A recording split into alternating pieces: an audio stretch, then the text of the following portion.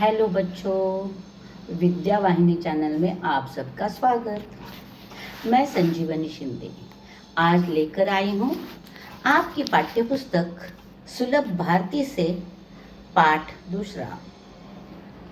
देखो, यहाँ एक कविता है और कविता का नाम है तूफानों से क्या डरना। इसके कवि है शिखा शर्मा और कवि की जानकारी है इस प्रकार कि शिखा शर्मा प्रसिद्ध कवयित्री मानी जाती है। प्रस्तुत कविता में मनुष्य की जुझारू वृत्ति को दर्शाया गया है।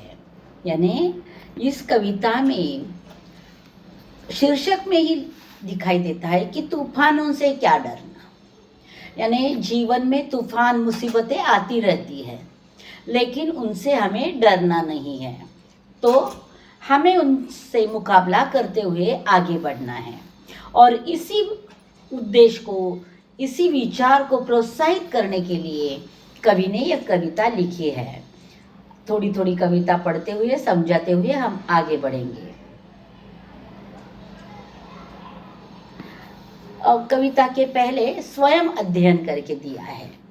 कुछ चेहरे दिए हुए हैं और उनके चेहरों के भाव को हमें पहचानना है। तो मैंने उसके उत्तर भी लिखवा दिए हैं, आप ध्यान से पढ़ो, ध्यान से सुनो। पहला चेहरा है खुशी का, दूसरा है क्रोध का, तीसरा है डर का, चौथा है हैरानी का और पांचवा है दुख अथवा रुलाई का, छठा है उपेक्षा का और सातवां है बेफिक्र का। इस प्रकार चेहरों के भाव हमने पहचान लिए हैं। अब हम कविता देखेंगे। नफरत करना नहीं किसी से, प्यार सभी से करना जी। तूफान तो आते रहते हैं, इनसे भी क्या डरना जी। हिम्मत करने वालों को मिलती मदद सब लोगों की। सत्कर्मों की तूलिका से जीवन में रंग भरना जी। यानी कवि कह रहे हैं कि नफरत करना नहीं किसी से भी नफरत नहीं करना है, सबके साथ प्यार से व्यवहार करना है। अगर कोई सामने वाला गलत है तो उसे उसकी गलती समझा देना है, लेकिन उसके बारे में अपने मन में नफरत नहीं करना अथवा नफरत से व्यवहार नहीं करना। तूफान तो आते रहते हैं, इनसे भी क्या डरना जी। और जीवन के रास्ते पर हम चलते हैं तो जीवन में कई प्रकार के तूफान तो आते रहते हैं। तूफान का मतलब यहाँ मुसीबत भी हो सकता है, दुख भी हो सकता है, बुरी परिस्थिति भी हो सकता है, आते रहते हैं। लेकिन ऐसे तूफानों से, ऐसे मुसीबत से हमें डरना नहीं है। हिम्मत करने वालों को मिलती मदद सब लोगों की। और जो हिम्मत करके डटे रहते हैं, तूफानों से लड़ते रहते हैं, मुसीबतों से लड़ते रहते हैं, ऐसे लोगों को, ऐसे हिम्मत बांध कर चलने वाले लोगों को कई लोगों की मदद मिलती है। सत्कर्मों की तूलिका से जीवन में रंग भरना जी। सत्कर्म की तूलिका यानी रंग भरने वाला ब्रश। उस तूलिका से यानी सत्कर्म करते रहना, तो अपने जीवन में सत्कर्मों का रंग भरना, ऐसा कवि कह रहे हैं। अगली पंक्तियां देखेंगे। हार जीत का खेल है जीवन, खेल समझकर खेलो। जो भी मिलता हाथ बढ़ाकर, खुशी खुशी तुम ले लो। जब तक जियो हंसकर जियो, एक दिन सबको जाना जी। तूफान तो आते रहते हैं, इनसे भी क्या डरना जी। जीवन के रास्ते पर चलते वक्त किस प्रकार चलना, इसका मार्गदर्शन शिखा शर्मा जी कर रहे हैं। हार जीत का खेल है जीवन, यानी जीवन के रास्ते पर चलते वक्त हमारी कभी जीत होती है, कभी हार होती है।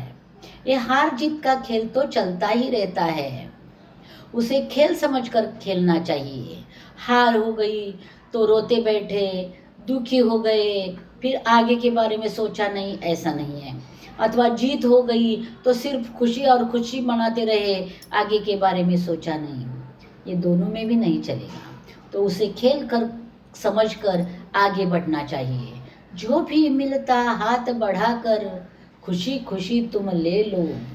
यानी जो भी तुम्हें मिलेगा, कभी हार मिलेगी, कभी खुशी मिलेगी, हार हो या खुशी, उसको अपने हाथ बढ़ाकर यानी खुशी खुशी से ले लो। क्योंकि अगर हार भी आ गई तो भी उससे हम लिपट जाने चाहिए, उसको हमें खुशी खुशी अपनाना चाहिए। तो उससे सीखकर और हमारा विकास और अच्छी तरह से बन सकता है। जब तक जियो हंस कर जियो, एक दिन सबको जाना जी। यानी कवि कहते हैं जब तक जीना है हंसकर जियो, सबको एक दिन जाना है। क्योंकि यह सत्य है कि जिसने जन्म लिया है उसकी मृत्यु अटल है। तो मृत्यु अटल है यह पता होते हुए भी क्यों हम दूसरों से नफरत करेंगे, दूसरों के साथ बुरा व्यवहार करेंगे। तो हम हंसकर जिएंगे और हंसते हंसते मरेंगे। जी तूफान तो आते रहते हैं, इनसे भी क्या डरना जी। यानी कवि कहते हैं तूफान, यानी मैंने कहा तूफान का अर्थ मैंने बता दिया है कि मेहनत है, मुसीबत है, बुरे वक्त है, दुख है, वो तो आते रहते हैं, उनसे हमें डरना नहीं है। हम उनसे डरेंगे नहीं, तो आगे बढ़ेंगे उनसे लड़ते लड़ते। अगली पंक्तियां, धूप छाव जीवन का हिस्सा, कभी उजाला कभी अंधेरा, रात हो चाहे जितनी लंबी उसका भी अंत सवेरा। समय एक सा कभी न रहता, थोड़ा थोड़ा धीरज धरना जी। तूफान तो आते रहते हैं, इनसे भी क्या डरना जी। धूप छाव जीवन का हिस्सा, धूप छाव, यहाँ धूप यानी दुख और छाव यानी सुख, ऐसा अर्थ है। तो सुख दुख से भरा हमारा जीवन है। कभी इसमें उजाला आता है तो कभी अंधेरा होता है, कभी उछाला कभी अंधेरा। यहाँ अंधेरा और उजाला का भी वही अर्थ है। उजाला यानी सुख और अंधेरा यानी दुख। दुख सुख से भरा हुआ हमारा जीवन है। रात हो चाहे जितनी लंबी उसका भी है अंत सवेरा। रात कितनी भी लंबी हो लेकिन कभी ना कभी वो समाप्त होने वाली है और दूसरे दिन का सुबह निकलने वाला है, सवेरा होने वाला है। का मतलब हमारे जीवन में अगर मुसीबतें आई है, हमारे जीवन में अगर दुख आया है, तो उस दुख का भी अंत होने वाला है और फिर सुख हमारे जीवन में आने वाला है। वो कभी नहीं भूलना चाहिए। तो हम ये नहीं भूले तो हम कभी निराश नहीं होंगे, बहुत अच्छे से हम आशा भरी जिंदगी जिएंगे। समय एक साथ कभी न रहता, थोड़ा धीरज धरना जी। और समय एक जैसा कभी नहीं रहता, समय बदलता जाता है। सुख का समय बदल कर दुख आता है, दुख का समय बदल कर सुख आता है। तूफान तो आते रहते हैं, इनसे भी क्या डरना जी। तूफान तो आते रहते हैं, इनसे क्या डरना जी। अगली पंक्तियां देखेंगे। देह अभिमान के कारण देखो कितनी महामारी है, सबको सच्ची राह दिखाना अपनी जिम्मेदारी है। आत्मज्ञान के दीप जलाकर दूर अंधेरा करना जी। तूफान तो आते रहते हैं, इनसे भी क्या डरना जी। देह अभिमान के कारण देखो कितनी महामारी है। महामारी का अर्थ होता है संक्रामक भीषण रोग, जो कोरोना जैसा आया था। संक्रामक यानी एक से दूसरे को, दूसरे से तीसरे को होने वाला जो बीमारी होती है उसे संक्रामक बीमारी कहते हैं, महामारी कहते हैं। देह अभिमान के कारण, देह यानी शरीर, ये शरीर पर इतना अभिमान गर्व क्यों करना है? यह शरीर तो आज है, कल नष्ट हो जाएगा, जल जाएगा, मिट्टी में मिल जाएगा, लेकिन उसके लिए हम बुराइयां मोल नहीं लेंगे। सबको सच्ची राह दिखाना अपनी जिम्मेदारी है। और कवि कहते हैं कि जीवन के रास्ते पर चलने के लिए सबको सही रास्ता दिखाना हमारी जिम्मेदारी है, और जिम्मेदारी से हम काम करेंगे तो अपने आप लोग सुखी हो जाएंगे। क्योंकि कवि कहते हैं कि सच्ची राह दिखाना अपनी जिम्मेदारी है। क्योंकि कोई दुख में है तो उसका दुख कैसे दूर हो जाएगा और उसके पास सुख कैसे आएगा, इसका रास्ता हमें दिखाना है। हमें कुछ उनको मदद करनी है। वह अगर हम करेंगे तो अपने आप किसी के जीवन में खुशी आएगी। आत्मज्ञान के दीप जलाकर दूर अंधेरा करना जी। आत्मज्ञान के दीप जलाना और अंधेरा दूर करना, अंधेरा यानी दुख, जो कठिन परिस्थिति है उसे दूर करना, इसके लिए हर एक के जीवन में आत्मज्ञान का यानी खुद को ज्ञानी बनाकर जो उसका प्रकाश, उस प्रकाश से अपना दुख दूर करना। तूफान तो आते रहते हैं, इनसे भी क्या डरना जी। और यह बात सत्य है कि तूफान तो जिंदगी में आते रहेंगे, जीवन में आते रहेंगे, उनसे हमें डरना नहीं है, उनसे हमें लड़ना है। अब देखेंगे हम कविता का लेखन कार्य। पहले शब्द वाटिका, नए शब्द। सत्कर्म अच्छा कार्य, अभिमान घमंड, महामारी संक्रामक भीषण रोग, तूलिका धीरज धैर्य, आत्मज्ञान स्वयं का ज्ञान, और देह यानी शरीर। देखो, कविता में आए 5 शब्दों के समानार्थी शब्द विरुद्धार्थी शब्द लिखो। नफरत प्यार, सत्कर्म कुकर्म, हार जीत, धूप छाव और अंधेरा उजाला। ये 5 शब्द मैंने दिए हैं।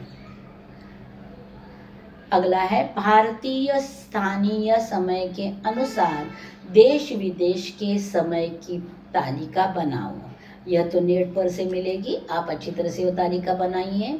यह कार्य भी आपको ही करना है, क्योंकि रेडियो पर एकाग्रता से भजन सुनो और दोहराओ। कोई भी भजन सुनना है और उसे पुनः गाना है, ये वह भी काम आपको करना है। बाकी आगे का सब काम मैंने करवा दिया है। साक्षरता अभियान के बारे में जानकारी बताओ, तो मैंने लिख कर दिया है, आप पढ़ो। मैं पढ़ रही हूँ, सुनो और बाद में लिख कर रखो या पढ़ो। साक्षरता अभियान से लोगों को बेहतर ढंग से पढ़ना और लिखना सीखने में मदद होती है। पढ़ने लिखने से ज्ञान प्राप्त होता है और जीवन में कई दरवाजे खुल जाते हैं। इस अभियान से किताबें और शिक्षण सामग्री उपलब्ध कराने का प्रयास कराते हैं।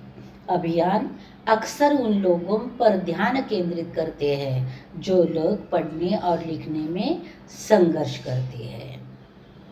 उनका उद्देश्य सीखने को सुलभ बनाना है ताकि अधिक लोग इसमें शामिल हो सके। स्वयंसेवक और शिक्षक इन अभियानों में एक बड़ी भूमिका निभाते हैं। लोगों को आत्मविश्वासी पाठक बनने में मदद मिलती है। कुल मिलाकर साक्षरता अभियान व्यक्तियों को अपने जीवन को बेहतर बनाने में मदद करते हैं और मजबूत शिक्षित समुदायों के निर्माण में योगदान करते हैं। अगला प्रश्न है वाचन जगत से। मीरा का पद पढ़ो और सरल अर्थ बताओ। मीरा का पद है, मेरे तो गिरिधर गोपाल दूसर न कोई, जाके सिर मोर मुकुट मेरो पति सोई। इसका अर्थ इस प्रकार है, मीरा कहती है, मेरे तो बस श्री कृष्ण हैं जिन्होंने पर्वत को उंगली पर उठाकर गिरिधर नाम धारण कर लिया है। उनके अलावा मैं किसी को अपना नहीं मानती, जिनके सिर पर मोर के पंख का मुकुट है वही मेरे पति है। महीने में एक बार कविता का श्रुत लेखन करो। श्रुत लेखन का अर्थ होता है कविता देखना और लिखना। यह कार्य आपकी कलम से करना है तो मैं नहीं कर सकती, तो आप ही को करना है कि कविता को एक बार देखकर लिखना। यदि समय का चक्र रुक जाए तो क्या होगा, वह मैंने यहाँ लिखा है। विद्वानों के कथन के अनुसार समय ही जीवन है, किंतु अगर हम कल्पना करें कि समय अपनी जगह रुक गया तो पूरी सजीव सृष्टि ही रुक जाएगी। सभी पशु पक्षी प्राणी जलचर प्रकृति की सभी चीजें यहाँ तक कि स्वयं मनुष्य भी अपनी जगह पर ठहर जाएगा। समय का पहिया चलता है, इसीलिए तो पृथ्वी पर जीव जंतुओं का जीवन निरंतर अबाध गति से चलता रहता है। समय का चक्र रुकने से मनुष्य अपने वर्तमान और भविष्य दोनों से वंचित हो जाएगा। समय के कारण ही मनुष्य अपने जीवन में अग्रसर होते रहता है। समय का चक्र रुकने से पूरे संसार एवं मनुष्य का जीवन थम सा जाएगा। इसीलिए प्राणी जीवन आबादित रखने के लिए समय चक्र चलता रहना आवश्यक है। सदैव ध्यान में रखो, हमारी सोच सकारात्मक होनी चाहिए। उसके क्या फायदे होते हैं यह हम देखेंगे। मानव का मन अत्यंत चंचल होता है, उसमें कई विचार आते जाते रहते हैं, किंतु मनुष्य को हमेशा अपनी सोच सकारात्मक रखनी चाहिए। सकारात्मक सोच हमेशा अच्छे विचारों को जन्म देती है। इससे मानव जीवन का उत्कर्ष सही मार्ग पर और गति से होता रहता है। इसके विपरीत नकारात्मक सोच मन में बुरे विचार पैदा कर मनुष्य के विकास में बाधा निर्माण करती है। कई विद्वानों के मतानुसार सकारात्मक सोच सामाजिक विकास के साथ साथ मनुष्य का मानसिक एवं सर्वांगीण विकास भी करती है। अगला है विचार मंथन। करत करत अभ्यास के जड़ीमत होत सुजान। प्रस्तुत पंक्ति का अर्थ यह है कि निरंतर प्रयत्न एवं अभ्यास करने से बुद्धिहीन या मूर्ख व्यक्ति भी चतुर बन सकता है। निरंतर किसी भी कार्य में कार्यरत रहने से मनुष्य अपने लक्ष्य को हासिल कर सकता है। तो देखो, इसके लिए एक उदाहरण हमेशा दिया जाता है। जो कुआं होता है उसमें रस्सी छोड़ी जाती है और रस्सी को घड़ा बांधा जाता है।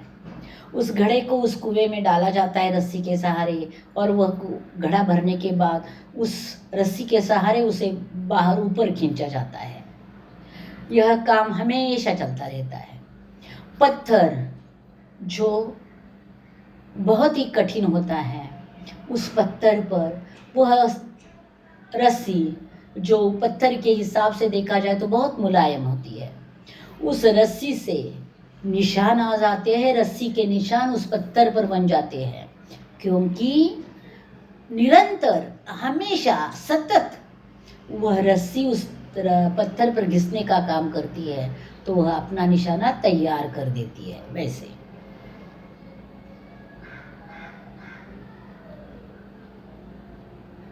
समाज सेवी महिला की जीवनी पढ़कर प्रेरणादायी अंश चुनो और बताओ।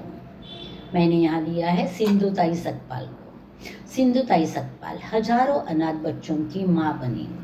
महाराष्ट्र की सिंधुताई सतपाल, उन्होंने रेलवे स्टेशन फुटपाथ पर बैठने वाले गरीब और अनाथ बच्चों को आसरा दिया। उनका पेट भरने के लिए खुद सड़कों पर भीख मांगी।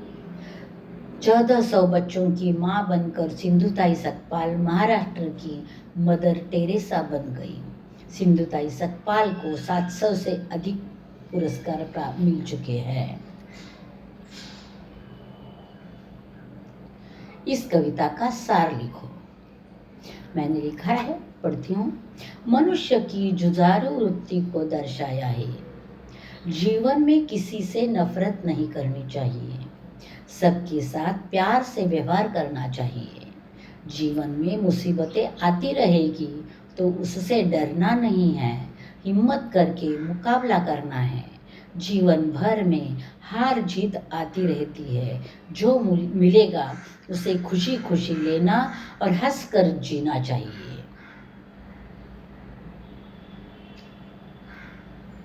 जीवन में धूप छाव या अंधेरा उजाला आता रहता है। सभी समय को एक जैसा मानकर, धीरज बांधकर अपना जीवन जीते रहना चाहिए।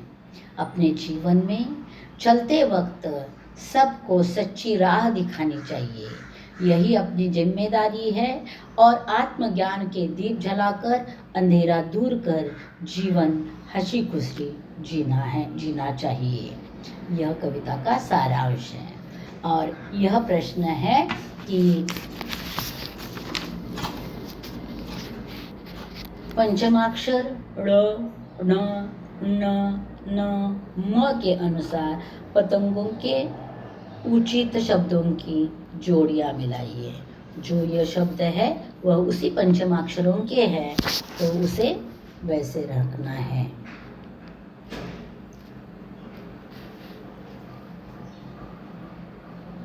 यहाँ यह कविता पूरी हुई है। कविता में जितना भी लेखन कार्य है उतना मैंने कर दिया है। 2 प्रश्न स्वयं अध्ययन के लिए रखे हैं और एक रेडियो पर जो भजन सुनना है वह आपको करना है। बाकी सब लेखन कार्य मैंने करवा दिया है। आपकी पढ़ाई बहुत आसान कर दिया मैंने। तो देखो बच्चों, अगला पाठ लेकर जल्दी ही मैं वापस आऊँगी। तब तक इंतज़ार में रहना। धन्यवाद बच्चों।